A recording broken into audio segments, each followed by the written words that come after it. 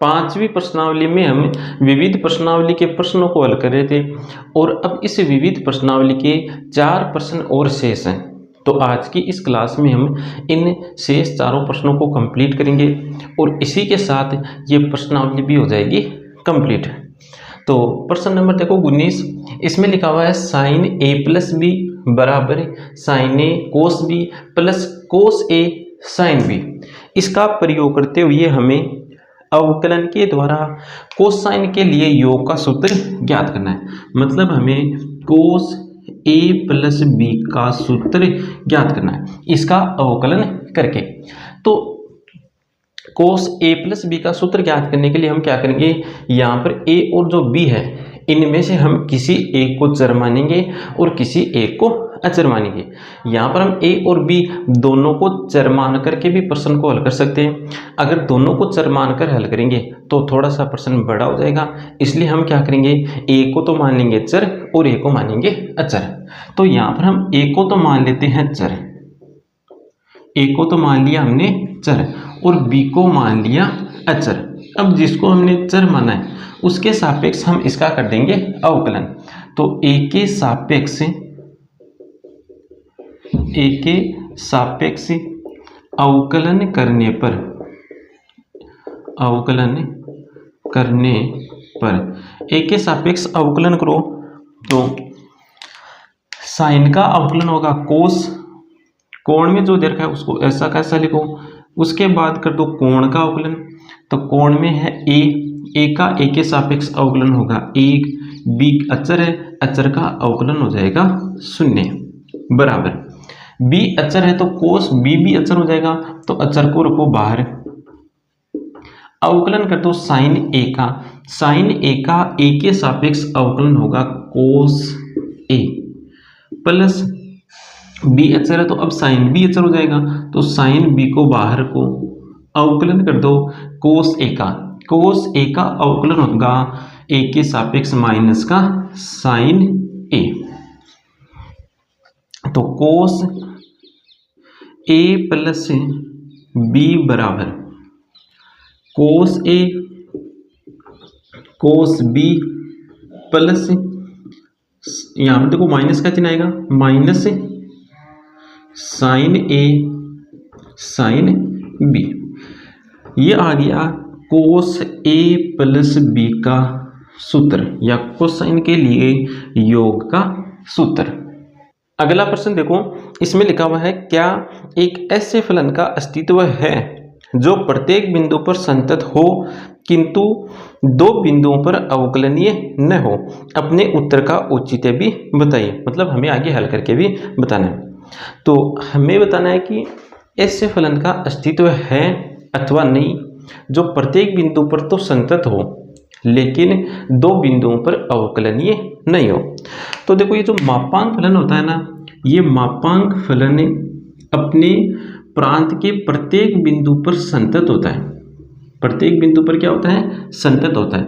लेकिन ये जिस बिंदु पर टूटता है, कौन से बिंदु पर टूटता है, अक्ष बराबर 0 पर टूटता है। तो ये जिस बिंदु पर टूटता है इस बिंदु पर ये अवकलनीय नहीं होता है, अवकलनीय नहीं होता है। अब देखो ये जो फलन है ये तो एक ही बिंदु पर अवकलनीय नहीं है, हमें तो ऐसा फलन बताना है जो 2 बिंदुओं पर अवकलनीय नहीं हो। तो हम एक मापांक फलन और लिखते हैं। जैसे हमने एक मापांक फलन लिख लिया, मापांक x माइनस 1, ये फलन लिख लिया। अब ये फलन देखो, ये फलन मापांक फलन और बहुपदीय फलन, इन 2 फलनों के संयोजन से बना हुआ फलन है। मापांक फलन संतत फलन होता है और बहुपदीय फलन भी संतत फलन होता है। 2 संतत फलनों के संयोजन से बना हुआ फलन भी क्या होगा, संतत होगा। तो ये जो फलन है x माइनस 1, मापांक x माइनस 1, ये जो फलन है ये प्रत्येक बिंदु पर संतत है। प्रत्येक बिंदु पर क्या है, संतत है।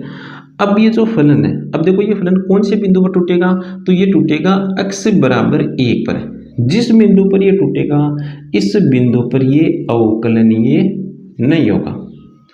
जिस बिंदु पर टूटता है उस बिंदु पर मापांक फलन अवकलनीय नहीं होता है। ये फलन कौन से बिंदु पर टूटेगा, x बराबर 1 पर। ये फलन कौन से बिंदु पर टूटता है, x बराबर 0 पर। मैं यहाँ पर फलन का आलेख टूटने की बात नहीं कर रहा हूँ, यहाँ पर मैं ये बता रहा हूँ कि ये फलन कौन से बिंदु पर टूटता है, मतलब कौन से बिंदु से छोटे मानों के लिए फलन अलग होता है और कौन से बिंदु से बड़े मानों के लिए फलन अलग होता है। तो अब हम क्या करेंगे, हम यहाँ पर ये जो दो फलन है, हम इन दो फलनों का योग कर लेंगे। अब देखो ये भी संतत फलन है, ये भी संतत फलन है, दो संतत फलनों के योग से बना हुआ फलन भी एक संतत फलन होता है। तो हम एक फलन लिखते हैं f(x) बराबर मापांक x प्लस मापांक x माइनस 1। ये भी संतत फलन है, ये भी संतत फलन है, दो संतत फलनों के योग से बना हुआ फलन भी क्या होगा, संतत फलन होगा। तो f एक संतत फलन है। अब देखो ये तो x बराबर 0 पर अवकलनीय नहीं है और ये x बराबर 1 पर अवकलनीय नहीं है, तो ये जो फलन f होगा, ये फलन f 0 और 1 पर अवकलनीय नहीं होगा। अब हम इस बात को सिद्ध करते हैं। तो पहले तो हम दिखाएंगे कि f एक संतत फलन है। f क्या है, एक संतत फलन है। hx बराबर मापांक x, gx बराबर मापांक x माइनस 1। ये तो मापांक फलन है और मापांक फलन संतत फलन, पहले तो लिख देते हैं मापांक फलन है। h एक मापांक फलन है और मापांक फलन क्या होते हैं, संतत फलन होते हैं। तो यहाँ पर लिख देंगे संतत फलन है। इसमें क्या लिखेंगे, इसमें हम लिखेंगे कि ये जो g फलन है, ये g फलन मापांक फलन और बहुपदीय फलन के संयोजन से बना हुआ फलन है। फलन g मापांक फलन तथा बहुपदीय फलन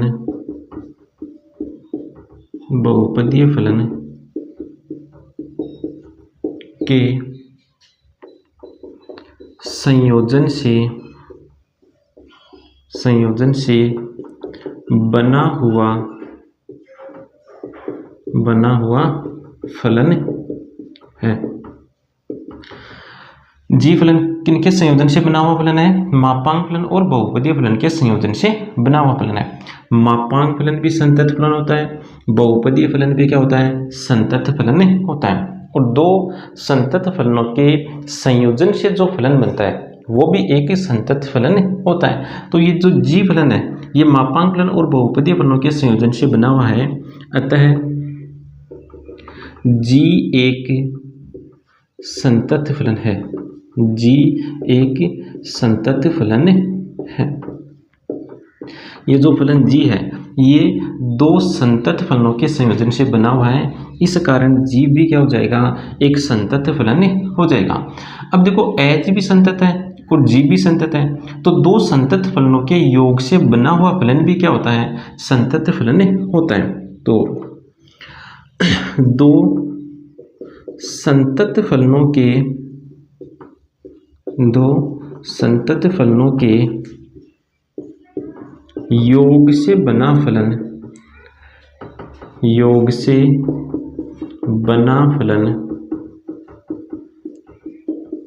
संतत फलन होता है। संतत फलन होता है। तो f फलन इन दो संतत फलनों के योग से बना हुआ है, इसका मतलब f भी एक संतत फलन है। अतः f एक संतत फलन है। f एक संतत फलन है। तो यहाँ पर हमने ये तो सिद्ध कर दिया कि ये फलन f संतत फलन है। अब हम ये सिद्ध करेंगे कि ये जो फलन f है, ये दो बिंदुओं पर अवकलनीय नहीं है। अब देखो ये जो मापांक फलन होता है, ये फलन टूटा हुआ फलन होता है। टूटा हुआ फलन किस प्रकार से, मापांक x का मान x होगा यदि x का मान 0 के बराबर और 0 से बड़ा हो। मापांक x का मान -x होगा यदि x 0 से छोटा हो।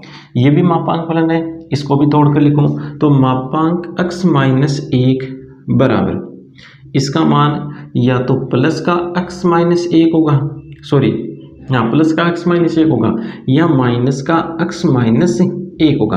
अब प्लस का मान तो कब होगा, प्लस का मान तो तब होगा जब x माइनस 1 जीरो के बराबर या जीरो से बड़ा हो, और माइनस का मान कब आएगा, जब x माइनस 1 जीरो से छोटा हो।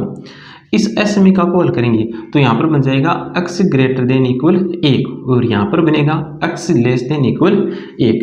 तो इसको हल करके लिख लेते हैं, यहाँ पर x ग्रेटर देन इक्वल 1 और यहाँ पर आ जाएगा x लेस देन 1। तो ये तो हमने मापांक x और मापांक x माइनस 1 को तोड़कर लिख लिया। अब इन दोनों के योग से कौन सा फलन बन रहा है, इन दोनों के योग से फलन बन रहा है f। अब हम इस फलन f को तोड़कर लिखेंगे। तो फलन f को तोड़कर देखो किस प्रकार लिखेंगे, पहले तो बनाओ एक संख्या रेखा। क्या बनाओ, संख्या रेखा। इन दोनों फलनों से ये फलन f बन रहा है। अब ये फलन तो टूट रहा है 0 पर और ये टूट रहा है 1 पर, तो एक जगह तो लिखो 0 और एक जगह लिखो 1। अब हम क्या करें, फलन fx को तोड़कर लिख रहे हैं। तो फलन fx को तोड़कर किस प्रकार लिखते हैं वो समझते हैं। देखो x का मान 0 से छोटा हो, एक स्थिति तो ये बनाओ, x का मान छोटा हो 0 से, एक स्थिति ये बना ली। x का मान बराबर हो 0 के, एक स्थिति ये बनाओ, x बराबर 0। एक स्थिति बनाओ x का मान 0 से बड़ा हो और 1 से छोटा, x का मान 0 से तो बड़ा हो और 1 से छोटा हो। फिर अगली स्थिति बनाओ x बराबर 1, फिर अगली स्थिति बनाओ x का मान 1 से बड़ा हो। ये स्थितियां यहाँ पर बना लो। अब देखो जब x का मान 0 से छोटा हो, x का मान 0 से छोटा है, उस स्थिति में fx किसके बराबर होगा, तो x बराबर 0 से छोटा हो तब मापांक x तो किसके बराबर होगा, मापांक x तो बराबर होगा माइनस x के। फिर आगे है प्लस का चिन्ह, तो प्लस का चिन्ह लगाओ। 0 से छोटा हो उस स्थिति में मापांक x माइनस 1 किसके बराबर होगा, तो x 0 से छोटा है, तो x 0 से छोटा कहाँ पर मिलेगा, हमें यहाँ पर मिलेगा। और इस स्थिति के लिए मापांक x माइनस 1 का मान है माइनस का x माइनस 1, तो यहाँ पर चिन्ह आ जाएगा माइनस का x माइनस 1। अगली स्थिति देखो x बराबर 0 हो, तो x बराबर 0 पर fx का मान क्या मिलेगा, तो पहले मापांक x का मान देखो x बराबर 0 पर, तो x बराबर 0 पर मापांक किसके बराबर है, x के बराबर है, तो लिखो x। फिर प्लस का चिन्ह लगाओ। मापांक x माइनस 1 किसके बराबर होगा, कब, जब x बराबर 0 हो, तो x बराबर 0 देखो हमें यहाँ पर मिलेगा। तो इस स्थिति के लिए मापांक x माइनस 1 बराबर है माइनस का x माइनस 1, तो यहाँ पर आएगा माइनस x माइनस 1। फिर देखो x का मान 0 से बड़ा हो और 1 से छोटा हो, x का मान किससे बड़ा हो, 0 से, तो जब 0 से बड़ा हो उस स्थिति के लिए तो मापांक फलन का मान देखो, तो 0 से बड़ा हो यहाँ पर मिलेगा 0 से बड़ा और 1 से छोटा मान, तो x का मान 0 से बड़ा और 1 से छोटा हो तब मापांक x किसके बराबर है, x के बराबर, तो लिखो x। प्लस 0 से बड़ा और 1 से छोटे मानों के लिए अब देखो मापांक x माइनस 1 का मान, तो 0 से बड़ा और 1 से छोटा, x का मान 0 से बड़ा और 1 से छोटा, ये यहाँ पर हमें मिलेगा। और इन मानों के लिए मापांक x माइनस 1 किसके बराबर है, माइनस x माइनस 1 के बराबर है, तो यहाँ पर लिखेंगे माइनस x माइनस 1। अब देखो x बराबर 1, तो x बराबर 1 के लिए पहले तो देखो मापांक में x बराबर 1 कहाँ पर मिलेगा, यहाँ पर। इन मानों के लिए मापांक x बराबर क्या है, x, तो यहाँ पर लिखो x। फिर प्लस का चिन्ह, प्लस का चिन्ह लगाओ। अब देखो ये फलन किसके बराबर होगा, तो x बराबर 1 के लिए देख रहे हैं, तो x बराबर 1 के लिए इसका मान होगा x माइनस 1, तो लिखेंगे x माइनस 1। अब देखो x का मान जब 1 से बड़ा हो, तो 1 से बड़ा हो तब मापांक फलन का मान तो किसके बराबर होगा, मापांक x बराबर तो होगा x। x किससे बड़ा है, 1 से, तो 1 से बड़े मान हमें यहाँ पर मिलेंगे और 1 से बड़े मानों के लिए मापांक x बराबर क्या होगा, x होगा, तो यहाँ पर लिखेंगे हम x। प्लस ये फलन देखो किसके बराबर होगा, x का मान 1 से बड़ा हो, तो x का मान 1 से बड़ा यहाँ पर है, एक से बड़े मानों के लिए मापांक x माइनस 1 बराबर है x माइनस 1, तो यहाँ पर लिखेंगे x माइनस 1। अब देखो इस फलन को थोड़ा सा हल करके लिख लेते हैं। तो यहाँ पर देखो x बराबर 1 और x 1 से बड़ा हो, दोनों ही स्थितियों के लिए फलन एक ही है, तो इन दोनों स्थितियों को हम एक ही स्थिति बना देंगे। और इसी प्रकार ये जो दो स्थितियां हैं, इन दोनों स्थितियों में देखो, इन दोनों स्थितियों में भी देखो फलन एक ही आ रहा है, तो हम इन दोनों स्थितियों को भी एक ही स्थिति में बदल देंगे। अब वो किस प्रकार बदलेंगे वो देखो।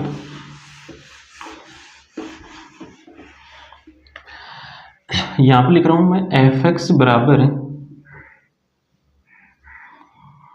इसको हल करने पर कितना आएगा, माइनस का 2x प्लस 1, माइनस का 2x प्लस 1। जब x का मान 0 से छोटा हो, इन दो स्थितियों को हम एक ही बना रहे हैं। यहाँ पर फलन को हल करने पर क्या आएगा, यहाँ पर फलन को हल करने पर मिलेगा हमें 1, फलन को हल करने पर क्या मिलेगा 1। इन दोनों स्थितियों को एक बना दो तो x का मान 0 के बराबर 0 से बड़ा हो तथा 1 से छोटा हो। फिर इन दोनों स्थितियों को भी हम एक ही स्थिति बना रहे हैं। फलन को हल करके देखो क्या आ रहा है, फलन को हल करने पर आ रहा है 2x माइनस 1, x का मान 1 के बराबर और 1 से बड़ा हो। ये हो गया फलन f(x). यहाँ पर जो हमने फलन f लिखा था, इस फलन f को हमने तोड़कर यहाँ पर लिख लिया। अब हम चेक लेंगे कि फलन f प्रांत के किन किन बिंदुओं पर अवकलनीय है और किन किन बिंदुओं पर अवकलनीय नहीं है। तो यहाँ पर देखो ये टूटा हुआ फलन है, तो यहाँ पर हम स्थितियां बनाकर इसको हल करेंगे। तो पहली स्थिति बनाते हैं, जब x का मान 0 से छोटा हो। स्थिति फर्स्ट लिखते हैं, स्थिति फर्स्ट, जब x का मान 0 से छोटा हो। अब इस स्थिति के लिए फलन देख लो, इस स्थिति के लिए फलन क्या है, इस स्थिति के लिए फलन है f(x) बराबर माइनस 2x प्लस 1। असीमिका की स्थिति है ना यहाँ पर, तो फलन देख लो कौन सा है, फलन f(x) बराबर है माइनस का 2x प्लस 1, और ये है बहुपदीय फलन। ये कौन सा फलन है, बहुपदीय फलन। बहुपदीय फलन R में अवकलनीय होते हैं, सभी वास्तविक संख्याओं पर क्या होते हैं, अवकलनीय होते हैं। तो 0 से छोटी संख्याओं की बात करें तो वहां पर भी क्या होंगे, अवकलनीय होंगे। तो यहां पर लिख लेना है, अतः फलन f 0 से छोटे मानों को अंतराल रूप में किस प्रकार लिखेंगे, विवृत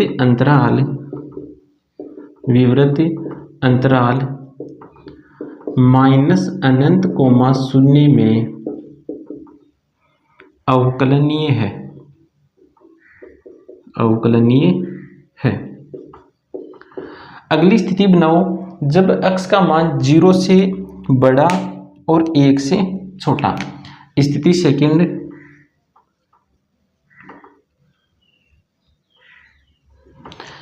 सेकंड, क्या बनेगी, जब x का मान 0 से बड़ा और 1 से छोटा हो। ऐसे में क्या की स्थिति है, फलन देख लो कौन सा है, फलन है f(x) बराबर 1। यह है अचर फलन। अचर फलन भी R में संतत होता है, अवकलनीय होता है। यह फलन कौन सा है, अचर फलन। अचर फलन सभी वास्तविक संख्याओं पर अवकलनीय होता है। तो इन संख्याओं की बात करें तो इन संख्याओं पर भी क्या होगा, अवकलनीय होगा। अतः फलन f विवृत अंतराल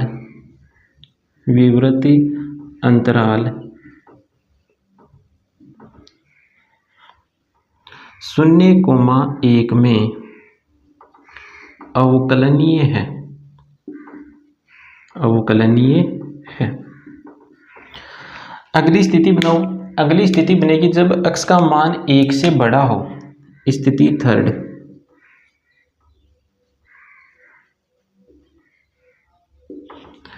जब x का मान 1 से बड़ा हो। यह भी असीमिका की स्थिति है। फलन देख लो कौन सा है, फलन है f(x) बराबर 2x माइनस 1, और ये है बहुपदीय फलन।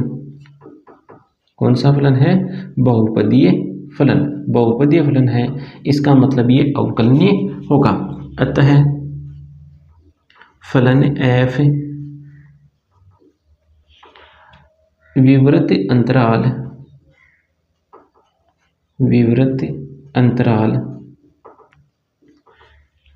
1, अनंत में अवकलनीय है।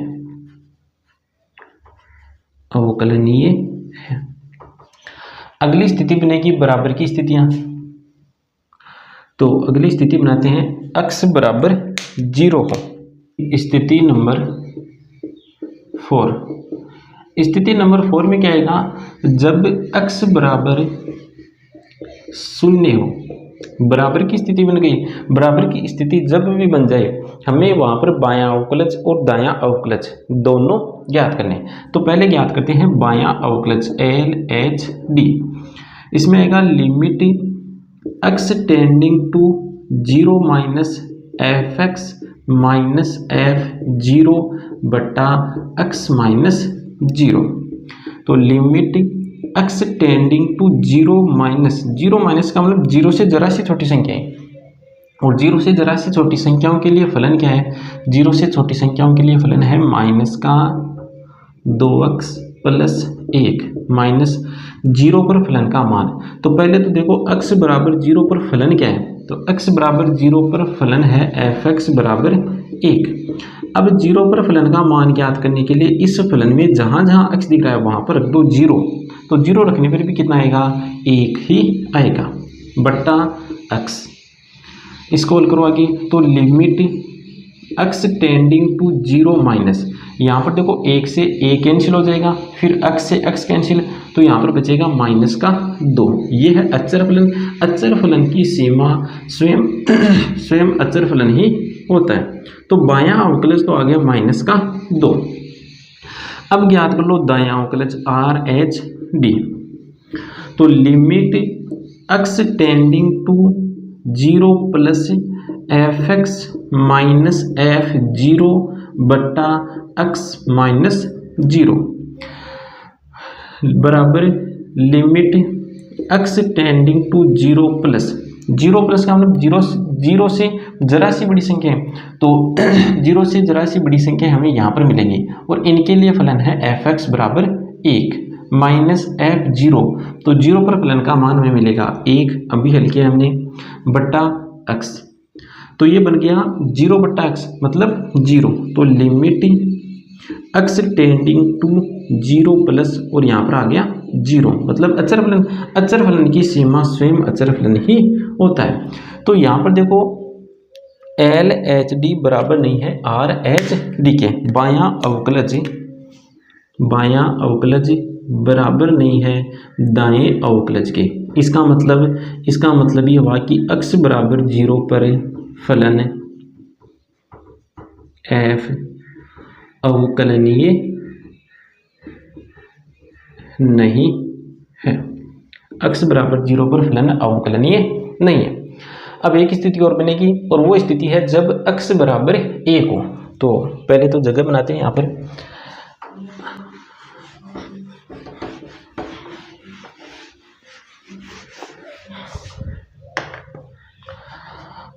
अगली स्थिति बनेगी स्थिति नंबर 5। जब x बराबर 1 हो। बराबर की स्थिति है तो हमें बायां अवकलज दायां अवकलज दोनों ज्ञात करने हैं। तो पहले तो ज्ञात करते हैं बायां अवकलज। तो limit x tending to 1 minus fx minus f1 बट्टा x माइनस 1 बराबर limit x tending to 1 minus का मतलब 1 से जरा सी छोटी संख्या है, और 1 से जरा सी छोटी संख्याओं के लिए फलन क्या है? तो यहाँ पर 1 से जरा सी छोटी संख्या है, इनके लिए फलन है fx बराबर 1। और 1 पर फलन का मान कितना है? तो 1 पर फलन का मान देखो, पहले तो ये देखो x बराबर 1 पर फलन क्या है? 1 पर फलन देखो क्या है? 1 पर फलन है एफ एक्स बराबर 2x माइनस 1। अब एक पर फलन का मान ज्ञात करने के लिए इस फलन में जहाँ जहाँ x दिख रहा है वहाँ पर 1 रख दो, तो 1 रखने पर आएगा प्लस का 1, तो यहाँ पर आएगा 1 बट्टा x माइनस 1। तो इसको हल करने पर बन जाएगा 0 बट्टा x माइनस 1 अर्थात 0। तो ये आ गया limit x tending to 1 minus 0। अचर फलन की सीमा स्वयं अचर फलन होता है। तो बायां अवकलज आ गया 0। अब ज्ञात कर लो दायां अवकलज। दाएं अवकलज में क्या लिखेंगे, limit x tending to 1 plus F X minus F 1 बट्टा x minus 1। Limit x tending to 1 plus, 1 plus का मतलब 1 से जरा सी बड़ी संख्याएं, और 1 से जरा सी बड़ी संख्याओं के लिए फलन है 2x माइनस 1, 2x माइनस 1। फिर 1 पर फलन का मान अभी हमने ज्ञात किया 1 आया बट्टा x माइनस 1। अब देखो बराबर limit x tending to 1 plus, यहाँ पर बन गया 2x माइनस 2, तो 2 कॉमन लेंगे तो ये बन जाएगा 2 गुणा x माइनस 1 बट्टा x माइनस 1। x माइनस 1 से x माइनस 1 कैंसिल, तो आ जाएगा limit x tending to 1 plus 2। अचर फलन की सीमा स्वयं अचर फलन होता है। तो बायां अवकलज और दायां अवकलज दोनों बराबर नहीं है, एल एच डी बराबर नहीं है आर एच डी के। इसका मतलब ये हुआ कि x बराबर 1 पर फलन f अवकलनीय नहीं है, x बराबर 1 पर फलन f अवकलनीय नहीं है। तो ये जो फलन f है ये फलन एक तो 1 पर अवकलनीय नहीं है और एक 0 पर अवकलनीय नहीं है। इन दो बिंदुओं के अलावा अन्य सभी बिंदुओं पर यह फलन अवकलनीय है। तो हमने ये जो फलन लिखा था f, ये एक संतत फलन है।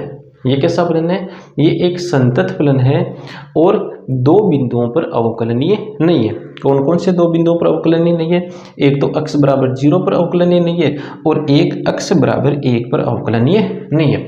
और हमें इस प्रश्न में यही दिखाना था, मतलब एक ऐसा ही उदाहरण लिखना था जिसमें हमें एक ऐसा फलन लिखना है जो प्रत्येक बिंदु पर संतत हो। प्रत्येक बिंदु पर संतत होने का मतलब वो फलन एक संतत फलन हो। तो हमें एक ऐसा संतत फलन लिखना था जो दो बिंदुओं पर अवकलनीय नहीं हो।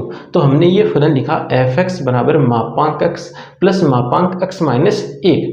ये फलन f एक संतत फलन है, मतलब प्रांत के प्रत्येक बिंदु पर संतत है, और प्रांत के प्रत्येक बिंदुओं पर जो फलन संतत होता है उसको कहते हैं संतत फलन। तो हमने ये जो फलन f लिखा ये एक संतत फलन है, साथ में ही ये दो बिंदुओं पर अवकलनीय नहीं है।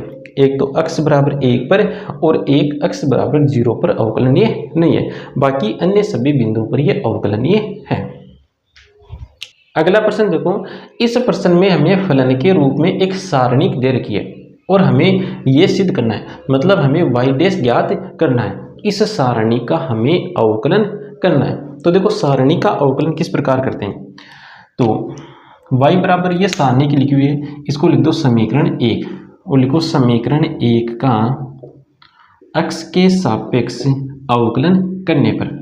तो y का x के सापेक्ष अवकलन होगा y डैश बराबर, सारणी का अवकलन किस प्रकार से करना है, पहले एक पंक्ति का अवकलन कर दो प्लस फिर दूसरी पंक्ति का अवकलन करो प्लस फिर तीसरी पंक्ति का अवकलन करो। देखो पहली पंक्ति का अवकलन करते हैं, तो एफ एक्स का अवकलन होगा F dash X, G x का अवकलन होगा जी डैश एक्स, एच एक्स का अवकलन होगा एच डैश एक्स, और शेष दो पंक्तियां ऐसी की ऐसी हमें लिख देनी है, L M N A B C plus पहली पंक्ति का अवकलन कर दिया।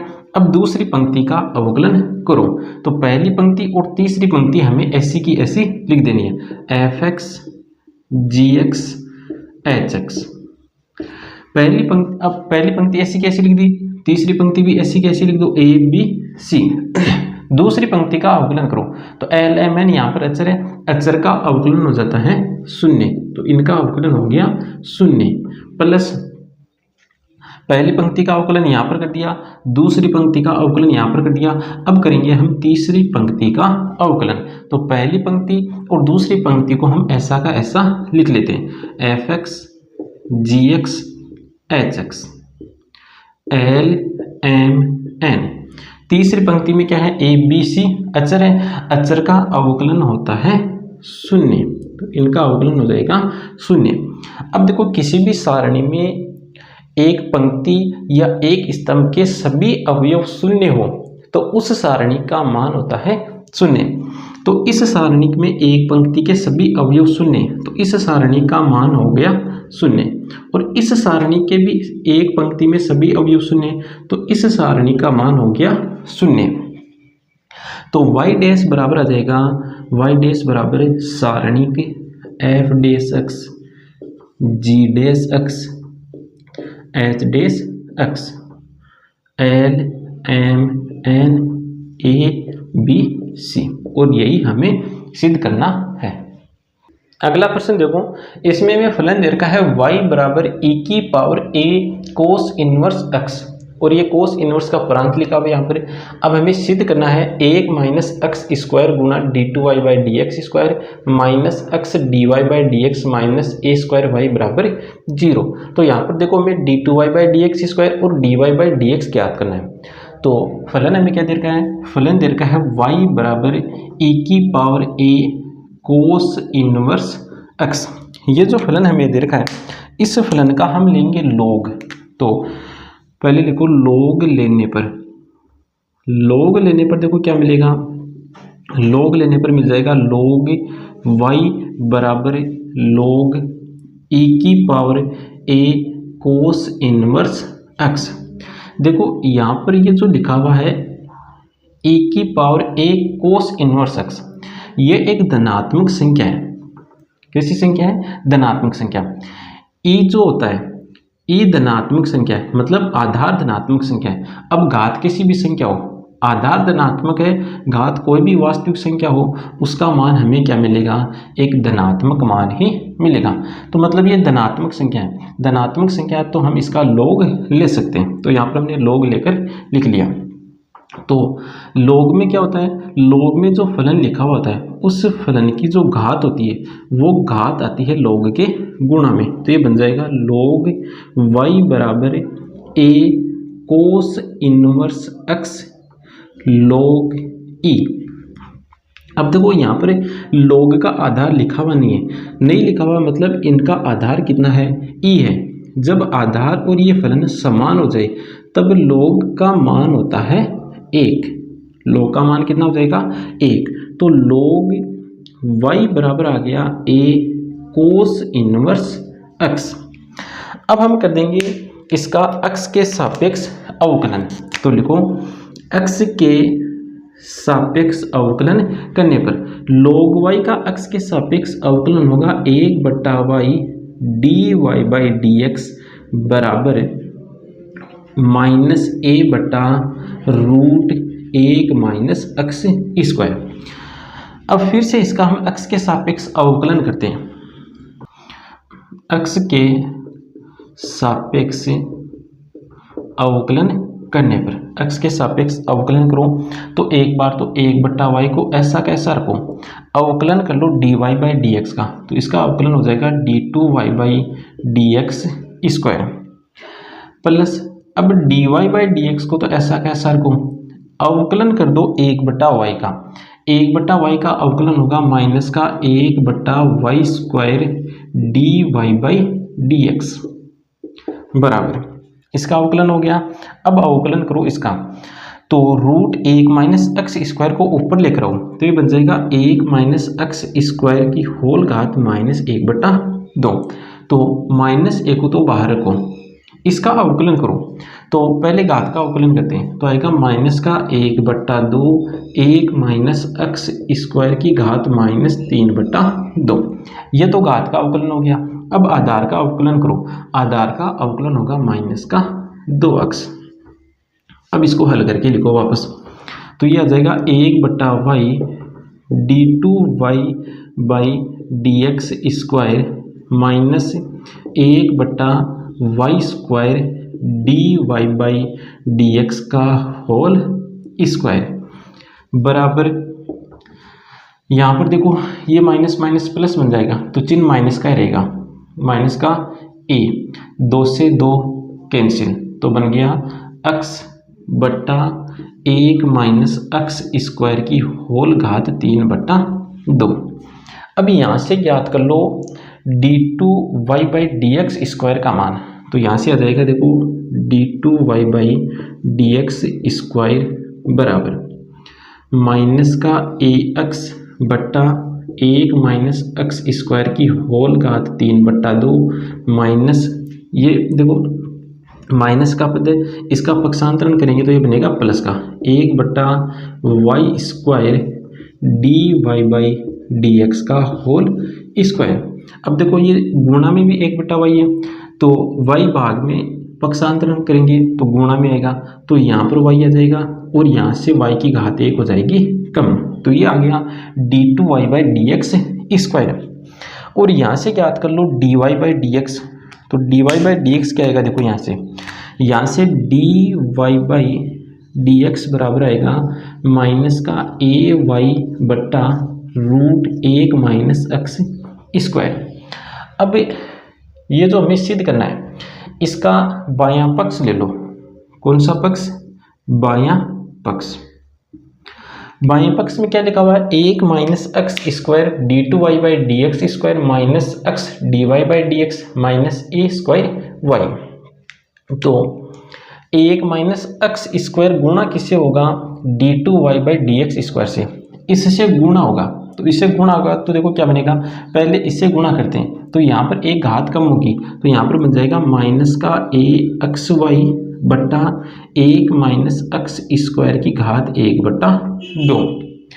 उसके बाद ये इससे भी गुणा होगा तो यहाँ पर बनेगा प्लस 1 माइनस एक्स स्क्वायर बट्टा Y d2y by D X का होल स्क्वायर, मतलब इसका स्क्वायर करो तो यहाँ पर बनेगा ए स्क्वायर वाई स्क्वायर बट्टा 1 माइनस एक्स स्क्वायर प्लस, आगे क्या लिखा हुआ है देखो, सॉरी माइनस का चिन्ह है तो माइनस का चिन्ह आएगा, मतलब माइनस एक्स को हमें गुणा करना है dy बाई डी एक्स से, ये रहा dy बाई डी एक्स, इसको हम माइनस से गुणा करेंगे माइनस के एक्स से, तो माइनस के एक्स से गुणा करने पर हमें मिलेगा प्लस का ए एक्स वाई बट्टा रूट 1 माइनस एक्स स्क्वायर।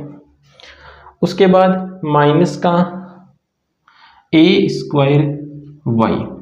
अब देखो इसको हल करो तो यहाँ पर देखो ये